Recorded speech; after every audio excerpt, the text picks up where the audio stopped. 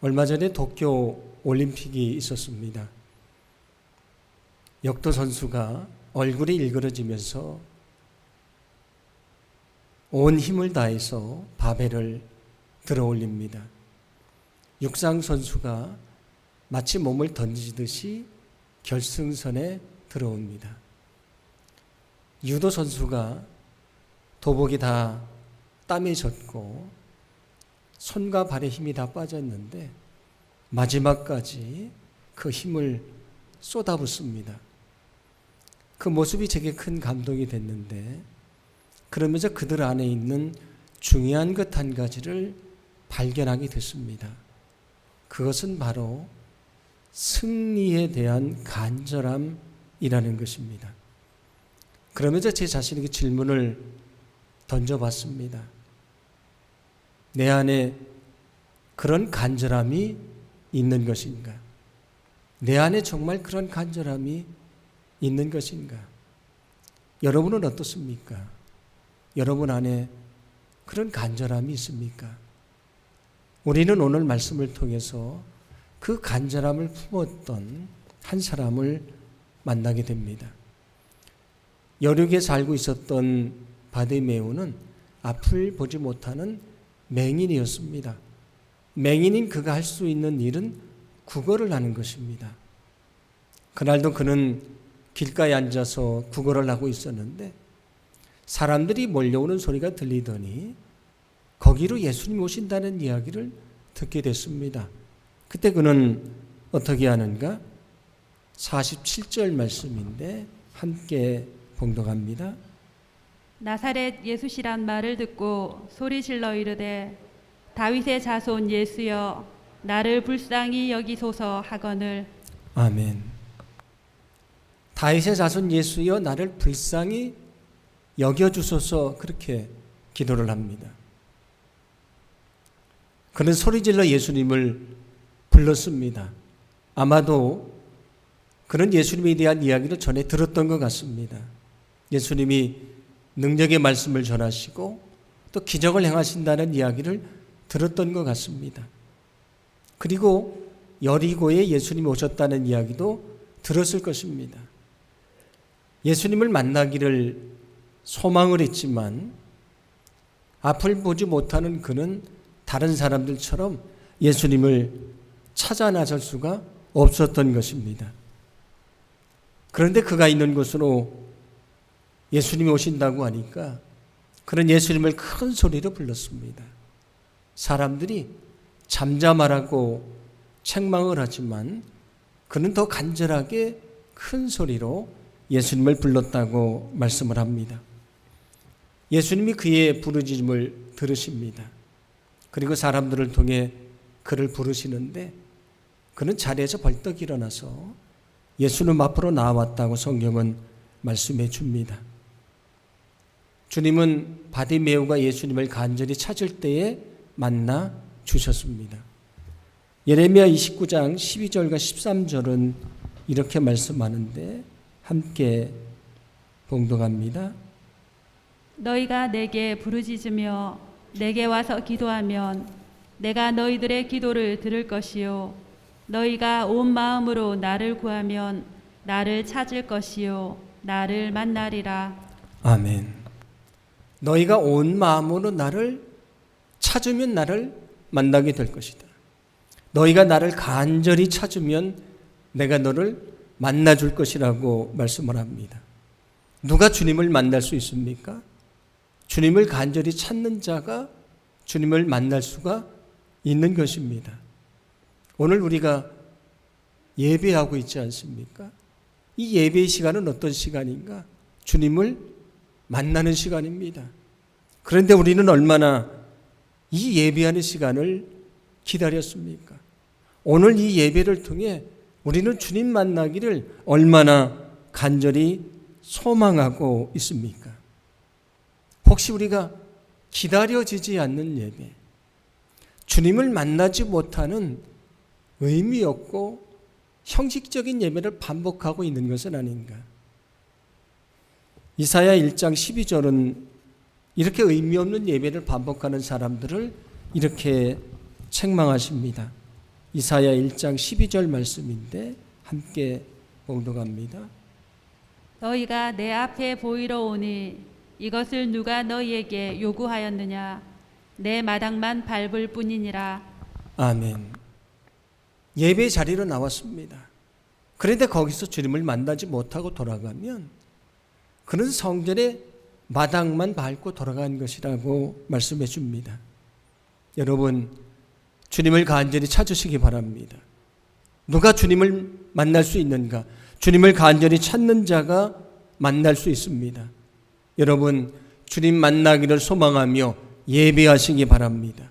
주님 만나기를 간절히 소망하며 예배하시기 바랍니다. 간절한 마음으로 예배하십시오.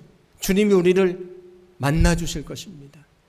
그리고 우리 삶 속에 있는 우리 아픔과 상처를 치유하시고 우리를 온전케 해주실 줄로 믿습니다.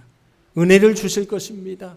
성령 충만하게 하실 것입니다. 말씀을 통해 우리를 변화시켜 주실 것입니다. 어떤 사람에게?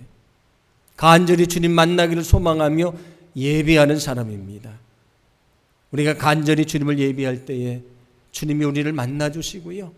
우리는 그 주님과 영원히 동행할 수 있는 그런 축복된 삶을 살게 될 줄로 믿습니다. 바디메이를 만난 주님이 그에게 질문을 하지요. 내가 내게 무엇 해주기를 원하느냐? 그때 그는 이렇게 대답을 합니다. 오늘 51절 말씀인데 후반절 말씀을 함께 봉독합니다. 맹인이 이르되 선생님이여 보기를 원하나이다. 아멘. 그는 예수님에게 자기 소원을 간절하게 말합니다. 그 소원이 뭡니까? 보기를 원하나이다. 그때 주님이 그의 눈을 뜨게 하셨고 그는 보게 됐다고 말씀을 합니다. 주님이 어떤 사람의 소원을 이루어 주시는가? 주님이 어떤 사람의 소원을 이루어 주시는가? 간절히 소망하는 사람입니다. 주님이 어떤 사람의 기도에 응답해 주시는가? 간절히 기도하는 사람입니다. 그러므로 오늘 바디메오처럼 여러분 간절히 기도하기를 소망합니다. 여러분 간절히 기도하십시오. 믿음으로 간절히 기도하기를 원합니다. 그때 주님께서 우리의 기도를 외면하지 않으시고요. 주님의 능력으로 응답해 주실 줄로 믿습니다. 예레미야 33장 3절은 이렇게 말씀합니다. 함께 봉독합니다. 너는 내게 부르짖으라. 내가 내게 응답하겠고 내가 알지 못하는 크고 은밀한 일을 내게 보이리라. 아멘. 너는 내게 부르짖으라. 간절히 기도하라 그런 말씀이죠. 그러면 내가 내게 응답해 줄 것이다. 내가 너에게 놀라운 능력을 보여줄 것이다. 약속하십니다. 주님이 누구의 기도에 응답해 주시는가? 간절히 기도하는 사람입니다. 예수님이 잡히시기 전에 겟세마니 동산에서 기도하시지 않습니까? 예수님이 얼마나 간절히 기도하셨던지 성경은 이렇게 말씀합니다. 누가복음 22장 44절입니다. 예수께서 힘쓰고 애써 더욱 간절히 기도하시니 땀이 땅에 떨어지는 핏방울같이 되더라. 아멘.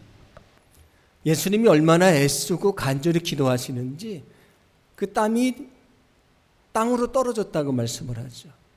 근데 얼마나 간절한 기도였던지 그 떨어지는 땀방울이 핏방울과도 같았다고 말씀을 합니다.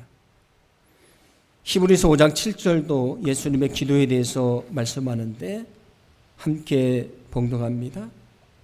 예수께서 육신으로 세상에 계실 때 자기를 죽음에서 구원하실 수 있는 분께 큰 부르짖음과 많은 눈물로써 기도와 탄원을 올리셨습니다. 하나님께서는 예수의 경외심을 보시어서 그 간구를 들어주셨습니다. 아멘. 예수님이 어떻게 기도하셨는가? 큰 부르짖음과 많은 눈물로 기도했다. 그렇게 말씀을 하죠. 간절히 기도하셨다, 그런 이야기입니다. 하나님의 아들이신 예수님도 간절히 기도하셔서 응답을 받으셨는데 어찌 우리가 간절히 기도하지 않고 응답받을 수가 있겠습니까? 여러분, 간절히 기도하시기 바랍니다. 주님은 우리의 간절한 기도를 외면하지 않으실 겁니다. 간절한 기도가 능력 있는 기도입니다. 간절한 기도가 하나님의 기적을 이루게 될 것입니다. 우리가 간절히 기도할 때에 주님이 반드시 기도를 들어주시고요, 우리 삶 속에 하나님의 살아계심의 놀라운 능력을 보여주실 줄로 믿습니다. 예수님은 보기를 원했던 바디메오를 향해 말씀하십니다. 52절 말씀인데 함께 봉독합니다. 예수께서 이르시되 가라, 내 믿음이 너를 구원하였느니라 하시니 그가 곧 보게 되어 예수를 길에서 따르니라. 아멘.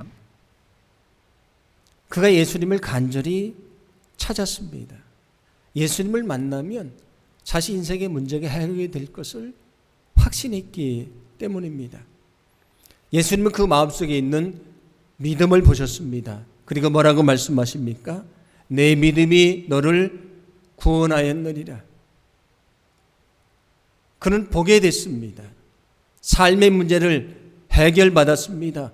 그러나 거기서 끝난 것이 아닙니다.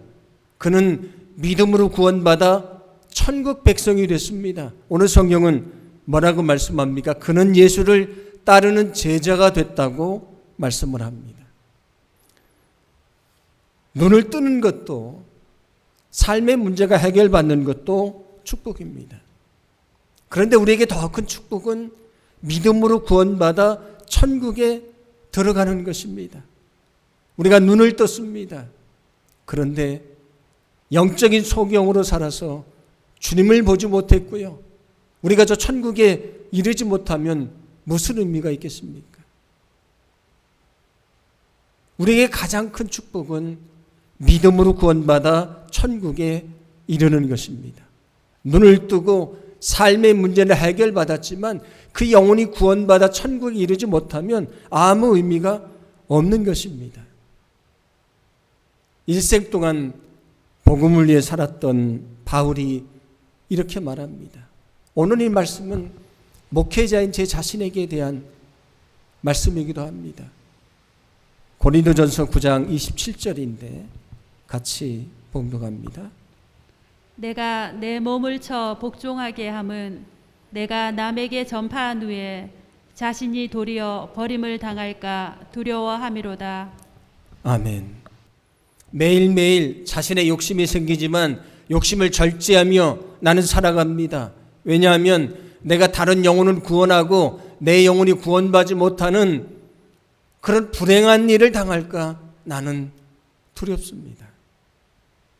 바울은 자신의 구원을 간절히 소망하며 살았습니다. 여러분도 바울처럼 구원을 간절히 소망하십니까? 우리가 가야 될 저 천국을 간절히 기대하십니까? 세상에서 아무리 많은 것을 얻었습니다. 많은 것을 누렸습니다. 그러나 그 영혼이 믿음으로 구원받아 천국에 이르지 못하면 이 땅에 누린 것은 아무 의미가 없는 것입니다. 우리가 간절히 소망해야 될 것은 믿음으로 구원받는 것입니다. 그러므로 여러분, 구원을 간절히 소망하시기 바랍니다.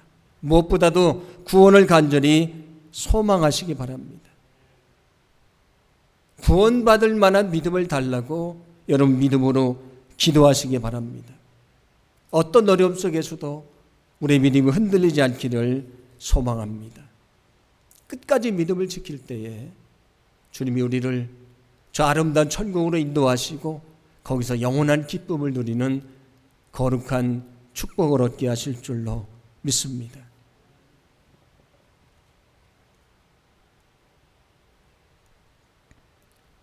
그런데 우리가 예수님을 믿는 이유는 단지 우리 자신만의 구원을 위해서가 아닙니다. 주님이 우리에게 기대하시는 것이 있습니다. 나를 통해 주님이 전해지고 또 다른 영혼이 구원받는 것입니다. 그게 우리에게 주어진 사명이지 않습니까? 그러므로 우리 마음속에 다른 영혼을 구원하는 영혼 구원에 대한 간절한 소망이 있어야 할 줄로 믿습니다. 바울이 얼마나 그 구원을 소망했는가? 얼마나 그 영혼 구원을 소망했는가? 성경은 이렇게 말씀합니다. 사도행전 20장 24절입니다. 함께 봉독합니다. 내가 달려갈 길과 주 예수께 받은 사명 곧 하나님의 은혜의 복음을 증언하는 일을 마치려 하면은 나의 생명조차 조금도 귀한 것으로 여기지 아니하노라. 아멘. 자신의 영혼을 구원할 수 있다면 내 생명을 바치는 것도 나는 아깝지 않습니다. 내게 가장 큰 소망은 영혼을 구원하는 것입니다. 여러분 안에 영혼 구원에 대한 간절한 소망을 품으시기를 바랍니다. 여러분의 믿음이 흔들리지 않고 주님 앞에 이르는 그날까지 끝까지 믿음을 지키며 살기를 간절히 소망합니다. 영혼 구원의 간절한 소망을 가지고 여러분이 주님의 말씀을 전하기를 원합니다. 그때 주님께서 우리가 말씀을 전하는 그 영혼의 마음을 움직여 주시고요. 반드시 그 영혼을 구원해 주시는 하나님의 역사를 이루어 주실 줄로 믿습니다. 참 목자상이라고 하는 책을 쓴 청교도 목사님이 계신데 리차드 박스터라고 하는 분이십니다.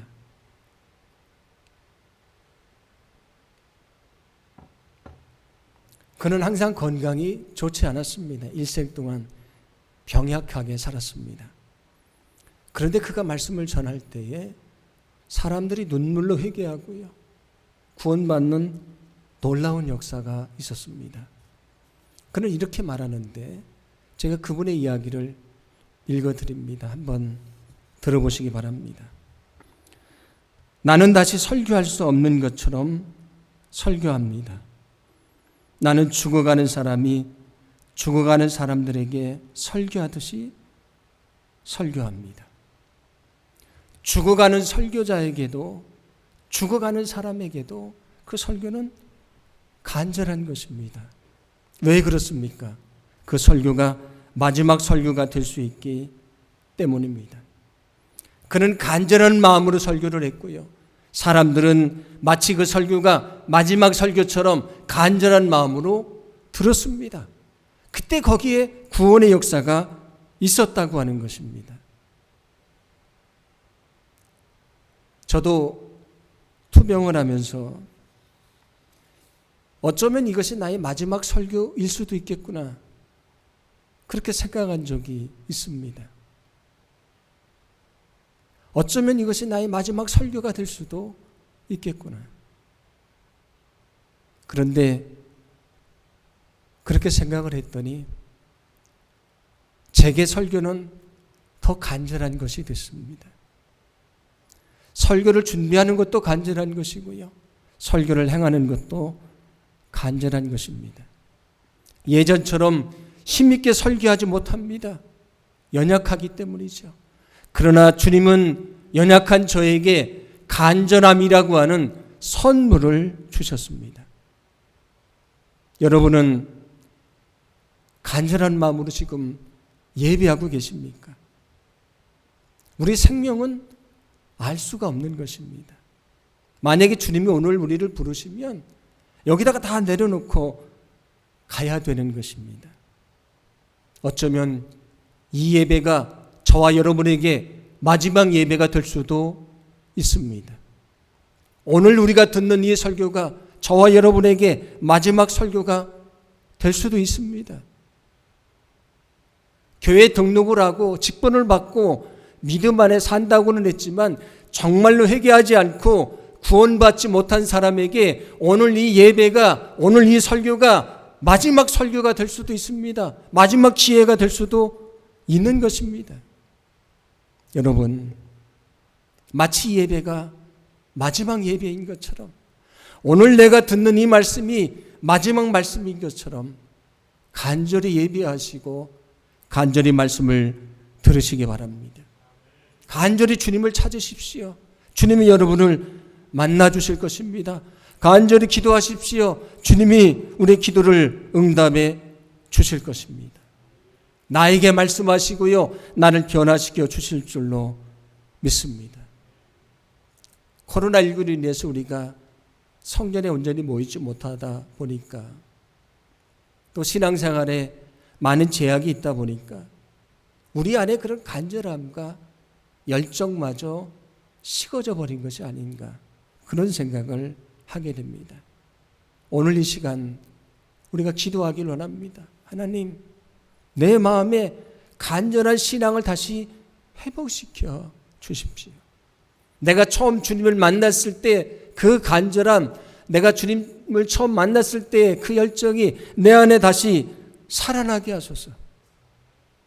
이 시간 우리가 그렇게 간절히 기도할 때에 이 간절한 신앙을 회복시켜 주시고요, 우리가 주님이 우리를 부르시는 그날까지 간절한 신앙으로 이 땅에서 하나님의 역사를 이루는 능력 있는 삶을 살게 될 줄로 믿습니다.